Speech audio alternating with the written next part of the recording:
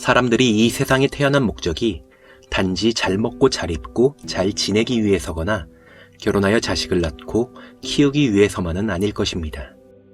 삶의 목적이 무엇인지, 또 이 세상에서 내가 이루어야 할 것이 무엇인지 분명히 알기 위해서는 먼저 진정한 나가 무엇인지 알 필요가 있습니다. 내가 무엇인지 정확하게 알아야 이 세상에서 내가 해야 할 일이 무엇인지 분명해지기 때문입니다.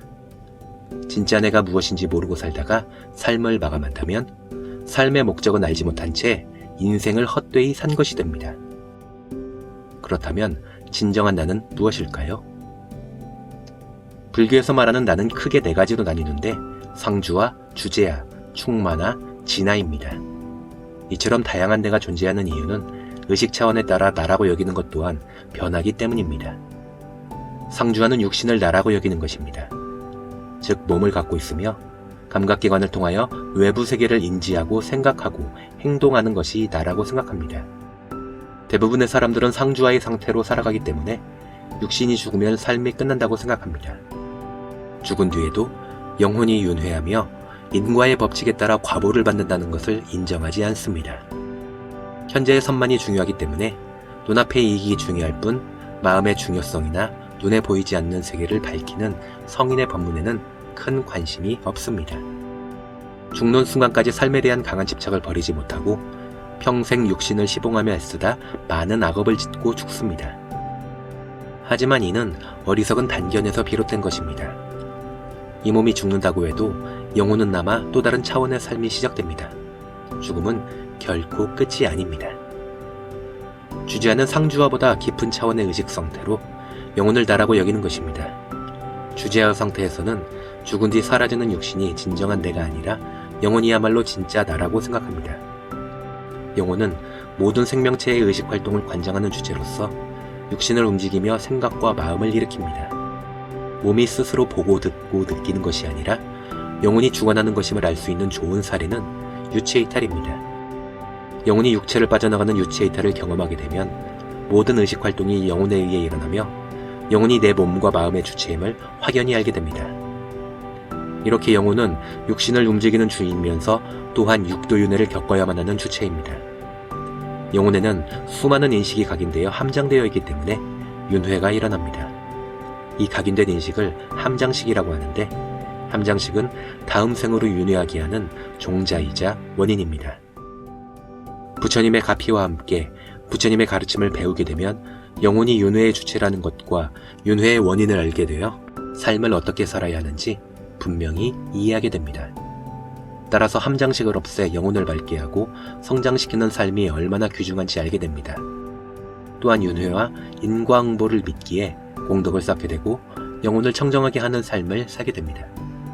즉 마음을 닦아서 영혼을 성장하는 쪽에 모든 가치의 기준을 두므로 현실에서뿐만 아니라 내세에서도 자유롭게 잘 살 수 있습니다. 이처럼 주제하의 단계에서 사는 사람은 상주어보다 깊은 차원의 의식에서 살며 삶을 보다 의미 있게 살 수 있습니다. 그렇지만 영혼도 진정한 나라고 할 수 없습니다. 진정한 나라면 영원히 변하지도 않으며 소멸하지도 않아야 하지만 영혼은 영원 불멸하지 않기 때문입니다.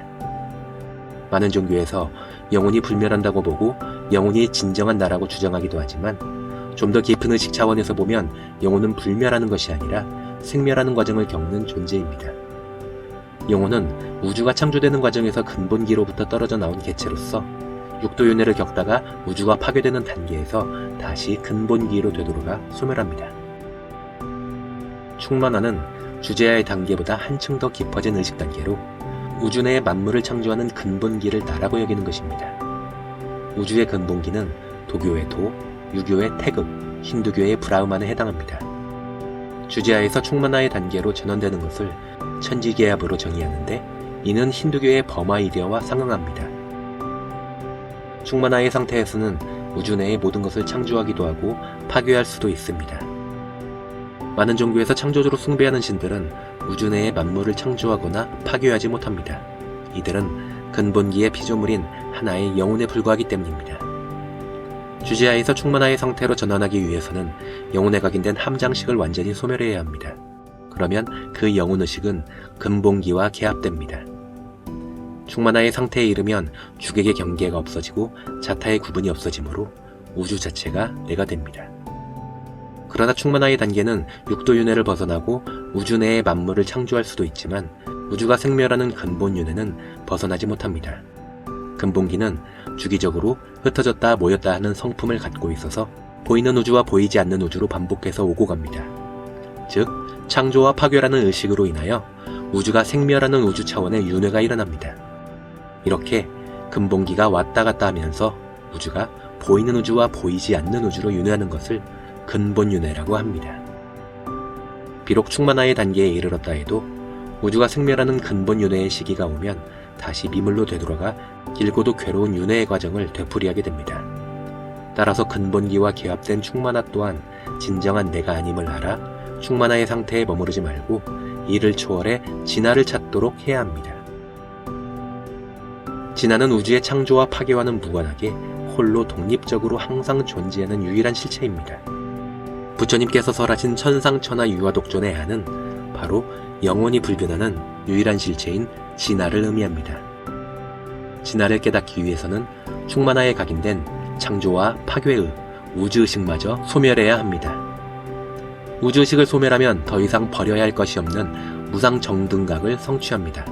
그러면 진공을 이루고 요요인 진화를 깨달아 모든 것을 보고하는 일체질을 갖춘 불안을 성취합니다. 수행은 진화인 참나를 깨닫기 위한 과정입니다.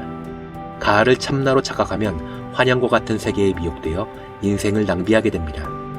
현재 육신을 가지고 생각하고 행동하는 나는 참나가 아니며 육도를 윤회하는 영혼도 참나가 아닙니다. 나아가 우주 내의 만물을 창조하고 파괴하는 근본기 또한 참나가 아닙니다. 이들은 비유비무, 즉 있는 것도 아니고 없는 것도 아닙니다. 연기로 인하여 잠시 존재할 뿐 영원히 존재하는 실체가 아니며 마치 한 조각의 구름과 같은 것입니다. 이 모든 것을 초월할 때 불생불멸하는 진화를 찾게 됩니다. 그러면 모든 괴로움의 종지부를 찍고 무소부재하고 자유자재한 절대자가 됩니다.